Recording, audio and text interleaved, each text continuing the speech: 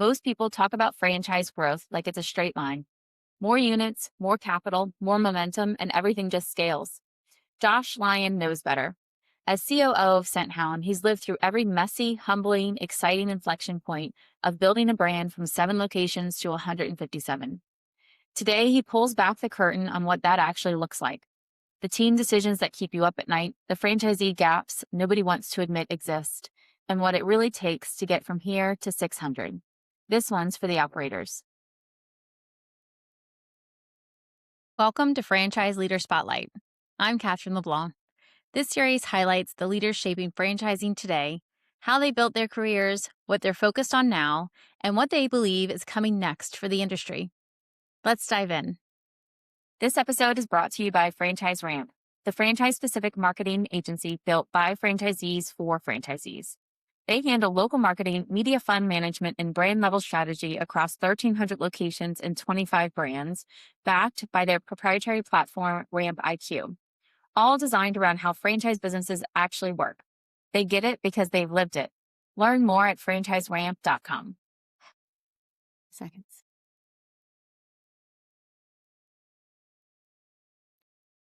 Today's conversation is with Josh Lyon, who is the Chief Operating Officer at ScentHound. Welcome to the podcast, Josh.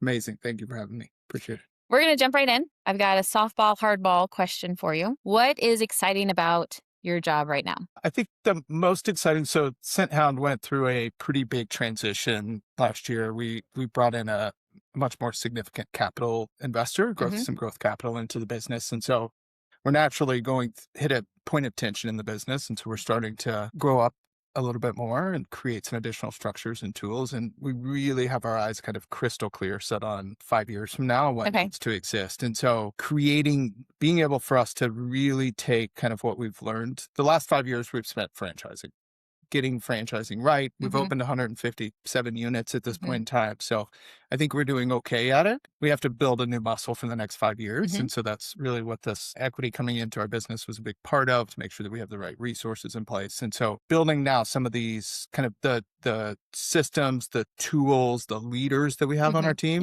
and being able to see that go from 150 units to 600 units is honestly like why I wake up every day at this point in time, because I feel very confidently that the recipe inside the 4 walls of a single unit works really, really well. Yeah. So now to get the right competencies on the team, and that's people moving to different spots, different seats on the bus. Yeah.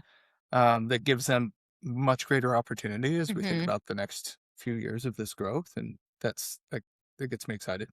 Well, and I want to pause you there. So in my work, I talk to a lot of different brands and a lot of different brands at different growth stages. And one of the questions that comes up is around team and who to hire and when to hire. How do you think about team? Obviously, you just referenced you're developing players that you already have. So that's awesome to hear. To 150 locations. Maybe let's look backwards. How did you guys think about building the team? I love it. I share this a lot, especially as we're bringing new people onto the team as we speak right now. And so this is part of that narrative that, I think every brand probably has their inflection points. And so as you think about it, I joined the brand 4.5, almost 5 years ago, and we had 7 units open. First unit was less than 6 months old. And so we were really in an infancy as a brand, and our inflection points happened as growth patterns changed. And so we were kind of putting the right pieces together, getting some of the structure put in place, but we were opening a unit a month, basically. And all of a sudden we woke up one morning and looked ahead at the next year and said, oh my gosh, we have 50 units to get open in the next 52 weeks in the pipeline. And so going from opening a unit a month to a unit a week was a big inflection point for us. And as most people know, like, it's the bucket springs leaks when those things start to happen. And you plan ahead as much as possible, but the reality is it's going to spring some leaks. And so at that point in time, you say, if I look across the entire team, because your team is built of, few people that wear every possible hat. And it continues to get less and less and less. We're finally at this stage now where it's like more people wearing fewer hats that come in with specialized in something. And the way that we like to think about it is we want people that are kind of like 2 steps ahead of where we are today. And so to backtrack, so that was a big inflection point. We had a big transition, and some of the people that got us there weren't necessarily the right people to get us to the next stage of development, and they got to go do much bigger, better things. We're kind of coming up on another one of those. I would say it's arguably our third right now. And so it is with this investment, there's a ton of momentum behind the brand on the sales side right now. And so it's really, really important that two things happen. We get those units open, we get them open very strong. And so we focus on kind of this ramp velocity out of the gate of the units, because we know that that's what's going to narrow the band of performance. That's right. As we look at 12 months and 10 years down the road when the franchise agreement's up for renewal. And so we've got that dialed in enough through 150 locations. So now it's really those learnings along the way. And I've had people with me for much of this ride, and we've shifted their job a few times, and I've made some terrible mistakes. Like, you know, I had one of my team members that I brought on to this team that I knew at a party. It was a holiday party 2.5 years ago, whenever it was. And she came up to me and she said, "Hey, Josh, how am I doing?" And I was like, "I don't think you're doing well." Holiday party? But I have the trust of my team members. I love it. And so if she listens, she'll hear this. I said, "I don't think you're doing well." I said, "But that's not your fault. Okay. It's my fault. I put you in the wrong seat. I created a seat that was unrealistic for you to be successful at. That's my job as a leader, to make sure that we put our people in the right seats on the bus." And so there's been some of that shifting. It just happened again. And transparently, I've been leading the development team. So sales, real estate, construction. I'm good enough to get us to 150 units. I am 100% not the right person to continue to lead that function of the business to 600 units and beyond 600,000 units. And so that's one of the roles like that we're starting to think about, and we're looking for those competencies, because I'm not the right person to lead that. And like building a team around, I think building a team that has kind of shared values, trust, you get a lot of alignment. I have an amazing team of 30 plus people that would like go to the mat for us every single day and go to the mat for the brand, which is an amazing feeling to have that kind of support behind you.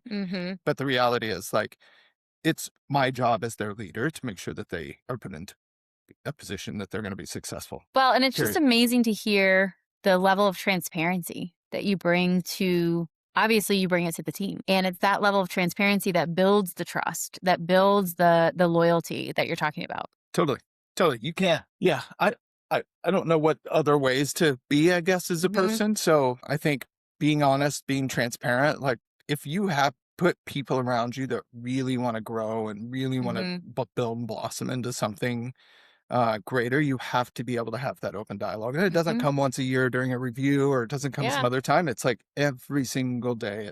Might be at a holiday party. Yeah. It might be at a holiday party. Yeah. When you want to kill the mood. I mean, kill the mood transparently. Like that's how the team members need to be accountable. Like as much as like that buzzword gets thrown around. Yes.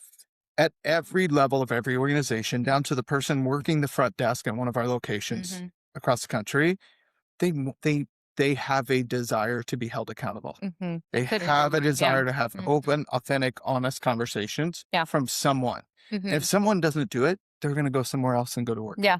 That's the reality of the situation. And so like that creates psychological safety. Yes. And I know, so my job, and I actually just heard somebody say this, but like my job is to show up consistent and provide psychological safety. And psychological safety doesn't mean that you coddle someone. It means you're honest with someone, and they know that you're going to show up every single day. You're going to show up honestly. Yeah. It's not a hard equation. Something that you said that I think most brands struggle with is getting there and encouraging their franchisees to hold their team accountable, and recognizing that you nailed it. Everyone wants to be held accountable. Everyone wants to know, are they doing a good job? What the boundaries are. That's right. Are they doing a good job? If they're not, how do they need to shift? And are you going to your point around? And so is that something I'm curious in, your operations and training programs with your franchisees? Are you guys coaching your franchisees around that idea of you need to hold your teams accountable to drive them to their best performance? I would love to tell you that the answer is yes. I think we have a team that really, really cares and wants to show up every single day. I think that's an area that needs to be stabilized as we expand. That's why I'm saying that, is because I think if we talk about it in kind of hand-to-hand combat, coach and franchisee, whoever it is with franchisee, I think we have an inconsistent process to attempt to get the same result. So when I think about scaling from 150 units And opening, we open kind of one every other week. We've done that for a couple of years. We're really good at it. I need to start opening 2 a week Mm. in a couple of years from now. And Mhm. we're ramping everything up, sales and new franchisees coming in to get to that point. And so for me to get to that point, I need to know that there's structure in the way that the team shows up to coach Mhm. the franchisee to then do anything, right? Yep. Hold their team Mhm. accountable, hold themselves accountable. Sure. In franchising, it's one of the challenges. I think we spend a lot of time in this franchisor franchisee relationship. Absolutely. That's who wrote the check. That's who signed the agreement. That's who we're accountable to. Mhm. I feel very strongly about that being a partnership that needs to exist, and there needs to be the franchisee and us as the franchisor need to very clearly articulate what that partnership looks like. Yep. Like we've put the Mhm. time, effort, and energy that says your job's to do X and my job's to do Y at this stage of your journey, Mhm. and come to an agreement there so that we can move forward together. And again, it's same thing with me dealing with an Mhm. employee. Yeah. The reality is some franchisees just are not good leaders. Mm. And I think Mhm. that's Yeah. something Yeah. that was that was a big first inflection point for us. Very early on after I joined this was we'd started to build the structures, the training, some of the pieces around what needed to happen to go bake this cake. We talk Mhm. about this cake analogy all Right. the time, but here's the recipe to go bake this cake.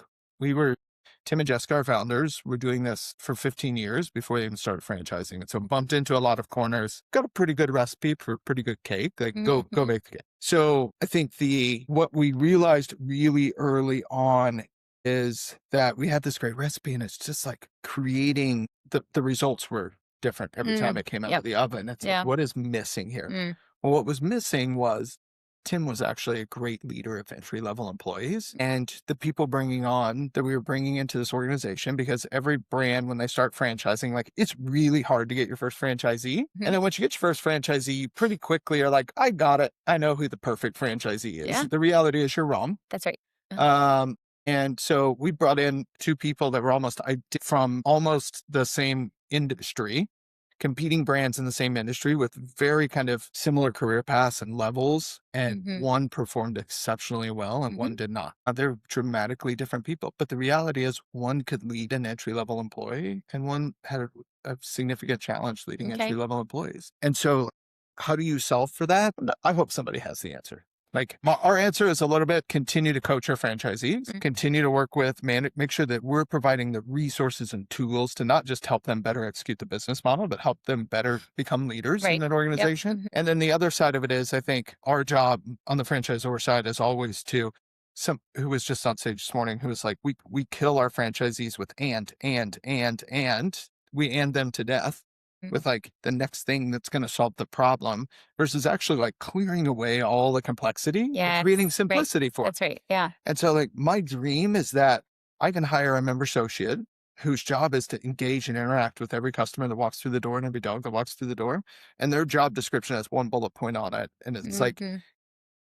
can you smile and be this person that loves dogs and can interact with the customer? Like everything else, I need to remove that clutter, Mm. right? I Mhm. need Yeah. somebody that creates an amazing feeling every time a Mhm. customer walks through the door. Yeah. And if I can remove all the other noise and control more of that customer's journey through the process Yes. Mhm. without having to like train this person that trains this person that trains this person, Mhm. because the reality is that's where inconsistency breaks down in Mhm. franchising. Yep. And like if somebody's figured out how to control it, introduce me. It's not me. No. Well, and I think that the challenge that you're butting up against is a very common franchisor challenge. You are not managing franchisees. They are not your employees. You are giving them the recipe. And it is up to them what they do with it. It is up to them to bake the cake at the right temperature at the right time and to take it out when it's ready. And I think that as franchisors, we sometimes try and define success for our franchisees instead of asking them directly, what does success look like for you? And then let me help you get there. Yeah. And I think sometimes that's where we can make a shift is let's start talking to the franchisees about what are their goals as a business owner. Treat them Yeah. like a business owner, right? I mean, I'm sure you have some experiences Yeah. where Yeah. I certainly have been part of brands where we're not actually holding them accountable because we're trying to treat them like employees instead of owners. And so that accountability piece, like we were talking about, it's very different between holding an employee accountable to holding a peer Right. or an owner. We have to treat our franchisees like owners. And so I hear that struggle. I don't have an answer for you, but I do. I hear that I struggle. know. Well, you're going to figure out what it is. Maybe I'll interview enough people. We'll get to it. Exactly. Yes. Yeah. That's the problem. Listen You're to gonna the solve. podcast. I know. There you go. There you go. Solving your problem. Yeah. Well, along that vein, what do you think most franchisors are getting wrong right now? I think it has to do with a lot of what I just said, which is finding ways to remove the noise and create simplicity Yes. for operators. And so complexity, at the end of the day, complexity compounds, right? And again, I'd say it again, like the them to death is something easy to do. I've seen it happen in brands where it's like, and you talk about adoption, you mentioned it when you come in, when I came in, right? So we're talking about getting somebody to adopt. Well, if they can't, like, the gulp rate is too great and they can't get the water down, the water's going to spill, right? And so it's the brands that win, I believe, are the brands that are fighting for simplicity. And the ones that continue to kind of invest ahead of this growth curve and not always trying to catch up and always behind it. And I think when I think simplicity, right? So I gave the example of like, how do I create simplicity for the team member to do their job? It's not just for the franchisee, for the team member to do their job. How do I create simplicity for the franchisee to lead that team member, to lead that manager, to lead that team member to do those jobs? How do I create simplicity for a business coach? I brought this up, right? And so there's a whole bunch of platforms here, but like, how do I create the ability for a business coach to show up, to spend 2 minutes doing 2 days worth of diagnosis and evaluation of the market and the results from last month and all the pieces of it, and have immediate action items that says, here are the tools, resources that you need to go do. I need to create simplicity for the business coach. And transparently, like, we need simplicity at the executive level to make better decisions faster. And so there's always something like more data. I need this. I need to see it from this angle and this view. And so that's actually a lot of what we've been building over the last year is simplicity. And so it starts with, I have tremendous amounts of data, but how do I give a manager in the four walls of a business the 5 data points that they need to make the best possible decision to win today? Because if they win today and they do that 31 days in a row, you win the month. You achieve your goal. And the most recent thing now is, we've fully mapped out kind of the 5 touch points, the 5 main stages of the customer journey, the employee journey, and the franchisee journey. And so that we think about those as our 3 constituents. And if we very clearly can articulate what those moments look like for each one of those constituents, it helps us better kind of set expectations if it's a franchisee or a team member, or make sure that we're fulfilling that at every stage for the customer. And so each one of those stages of the customer journey has a data point to it, or sometimes multiple data points. I have a dashboard that immediately I can go in and look and say, all right, it's a common language of A, B, C, D, F. Yes. With a GPA at the end of the day that says you're getting a D at the pickup stage. And so now going back to this journey, here are the tools and resources. Is your team trained on this? Here's exactly what they need to practice. Here's the issue. And now I'm working on one thing that took me 2 seconds to diagnose. Yeah. I think though that what you just hit on, there's 2 things you hit on. The gulp analogy I loved. The second thing is common language. And it's such a simple, we're talking about simplicity. It is such a simple thing to execute and to roll out.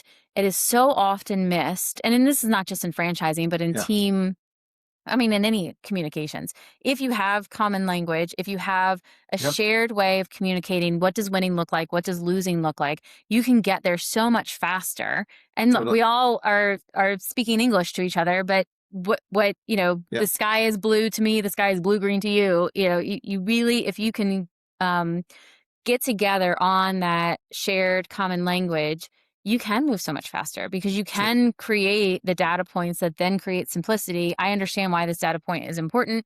It's short code to then get there faster. You made a point too, and I think I've attempted to tackle it from the wrong angle for much of my career. So this is like, I screwed up 100 times more than I've had success. That's how we learn.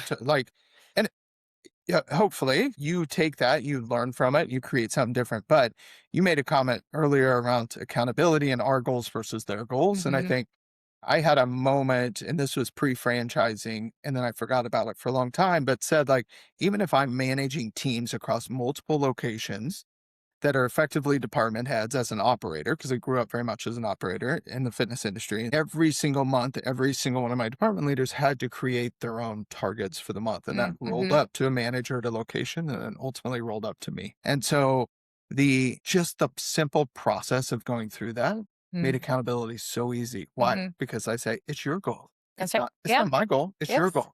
But going into franchising, I have the path like, no, no, no, you need to be here at this point in time. And they're like, I don't need to be, I don't want to be there. I don't need to be there. I don't feel whatever. I'm not compelled to be there, whatever the issue is. And it took me a long time to get to the point that says, like, I have to stop doing that and feeding them stuff that tells them that they're not where I want them to be versus I just need to solve problems for the links in the chain along the way. And that links the customer, the employee, and the franchisee. Because guess what? A great franchisee experience is going to create a great employee experience. It's going to build an amazing culture inside the four walls. That amazing employee experience, they're going to create an amazing experience for that customer that walks through the door. Guess what that amazing customer experience is going to do? They're going to go back, tell their friends, and they're going to bring their friends back, which then creates an amazingly profitable, healthy business for a franchisee. You nailed it. It's that easy. Like, it's that easy. Done. Well, and I love how you're bringing the customer into it, because a lot of times when I talk to operations leads and the team that is leading the operations, there is so much complexity to any, fill in the blank. There is so much complexity to delivering on the product that we want to deliver on that we can get just blinded by it. And we get blinded by how are we driving the metrics and the whatever that we want to drive. From a marketing perspective, too often I find the consumer is left out of the conversation.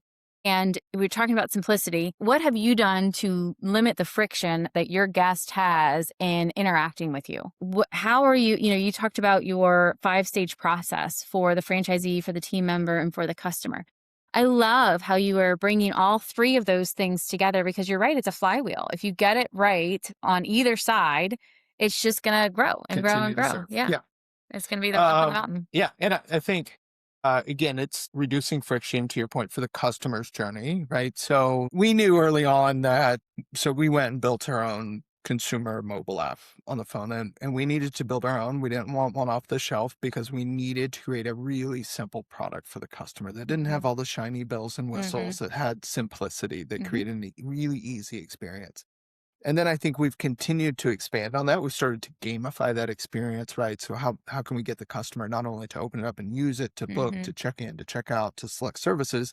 Because the reality is most of us know that, like, a customer that goes through and does it themselves, they tend to buy more. They tend to book more. And so we want to obviously get more and more there, but we want to continue to add value in that area. And then we always need to be thinking about because we understand that journey, do at every touch point, because a lead is not going to go download your mobile app that wants to just try the brand out for the first time. They're going to go to a website and they're going to land on a page. Can I give them the exact same experience that they'd have if they had our app, but through that mobile booking or through that booking platform, whether they're on the phone, whether they're on a computer, I can give them the exact same experience. And so that's, over the course of the last couple of years, what we've been building. And now we sit and A/B test that experience. Well, what if I ask them their name before I ask them this? What if I ask them these 3 questions and then I capture their name? How does that affect conversion rates? And ultimately, conversion rates are a good signal at every stage of that friction, because if there's a point that they're like, no, I don't have the time for this, or I don't want to do this, any kind of friction in that process, they're going to stop. And so when you can get down to the point of, that's really what we've been doing kind of the last 6 months, is like, we built the stuff, we built all the access points wherever you want to meet us so that we can provide an easy experience for you. And then ultimately we're A/B testing, ABC testing, all of these potential things to just slightly tweak and refine that model to make it as easy as possible to ultimately the benefits to the ScentHound location that's now getting more leads while they're sleeping, that are going in and booking and selecting what they want, which means that they're bringing more services to the table. Well, that means you're beating the competition, though. I mean, I think that oftentimes we don't recognize how simply we can beat the competition by being easier to work with. Yeah. Well, the reality is, so if I have a dog And our busiest 2 days are typically our busiest 2 days of the entire year are the Saturday before Thanksgiving and the Saturday before Christmas. Why is that? Because the customer says, shit, my family's coming Yeah. over. My dog stinks. I don't want 'em to know I'm not a good dog parent. And so what do? They go online Uh-huh. and they start calling, or they make first one that they can click on that's like, oh, I can book this and I can get in right away. Right. I don't have to pick up the phone because the reality is millennial right now, like Mhm. the younger generations where, ScentHound's in some form or fashion, it started as mobile grooming, Mhm. went to brick and mortar, was very much in the grooming space. Now it's focused on health and wellness hygiene services. And so we went through all of those transitions, but our customer was boomers and Gen Xers. And now millennials are the ones that are having kids and are Mhm. having pets instead of kids. They're spending more on their dog's healthcare than they do on their own Mhm. healthcare. And they don't want to talk to anyone. They want Mhm. to control that experience Yeah. and the decision Right. making experience Mhm. more and more and more as Mhm. younger generations happen. So if they click on you and you're the first one to go and you provide an easy experience, guess what? You've got a new You customer win. or Yeah. potential. Yep. Or if you're the first one to pick up the phone for that customer that does want to call, you're going to win. And those scenarios happen over and over. Mhm. Maybe not at the volume of the Saturday before the holiday when all your family's coming over, but they Yeah, happen all it's the time. happening. Those Yeah. those moments happen all the Yeah. time. Yeah. Yeah. That's awesome. All right, Josh, I want to know what, in one sentence, what does franchising need more of? I think that a sense of operational discipline before growth. So that's my sentence, but I don't stop at a I sentence. love So it. I'm going to keep going. Tell me more. I think that the brands that win and the brands that succeed have this vision that because we're not perfect, we don't know what the next stage in the journey, right? So I gave the holes in the bucket situation and scenario. I don't know exactly you plan for that scenario, but those that their growth of the brand and the number of units that you sell and the number of units that you open, I think we being very focused that operational excellence needs to continue to Mhm. grow at the exact same rate as that. You can try to grow it faster, but the reality is, unless you can see around the corner, you're not going to be able to predict what's Mhm. going to hit Mhm. there. And if you don't keep up, it creates a very unhealthy, unstable, wide range of performance type Mm, of system. And so absolutely. I think and it's hard. It's hard and it takes a lot of capital. And it's why I think most brands, the ones that it's really working on, understand that we need to keep pace with that growth in Mhm. terms of how we're operating, how we're showing up, how we're Mhm. removing friction from the consumer's experience or the franchisee's experience and Mhm. employees' experience along the way. All of those were examples of how, like, at every level with every constituent, we're creating we're moving towards operational Mhm. excellence. I don't think Mhm. you ever fully No, achieve you can't. it. You can't, to your Uh, point, because you're always in growth stage, yeah, and there's always hopefully. movement. Yeah, The consumer is always moving, and so I don't know that you can never stay stagnant or you'll die. yeah. If you're not growing, you're dying. I just Yep. feel like whether you're actually dying or whether you're not growing anymore, you're dying. Right. It's Yeah. the end of the day. Yeah. So And what does the industry need less of? I I think it probably goes along the same vein of that. I think that I do see some shifting. I think we went through a decade when growth in terms of units sold was the number one Yep. most important thing. Mhm. I think the investors in our space and the Mhm. operators in our space have got through that stage in our journey, which I'm Mhm. extremely grateful for. Yeah. Um, but um, I still do see it existing out there in conversations that I Mhm. have that it exists. It's much more prevalent than I believe I know it to be. Mhm. So I still think that that's the issue is making sure that you're investing ahead of that next stage that you need to be at and the Mhm. competencies that you need to be successful at the next stage. And then I think we still need to continue to talk about the fact Yeah. that, like, because it impacts every one of us. It gives us a great name as a Mhm. segment in this industry, or it gives us a really poor name. And Well, but I think you're right in uh, like, the viewpoint that it is starting to move away as the banner of success correct. is how Yeah. many units, Yeah. but I think it's lagging a bit, to your point. I think that you nailed that. There are still brands.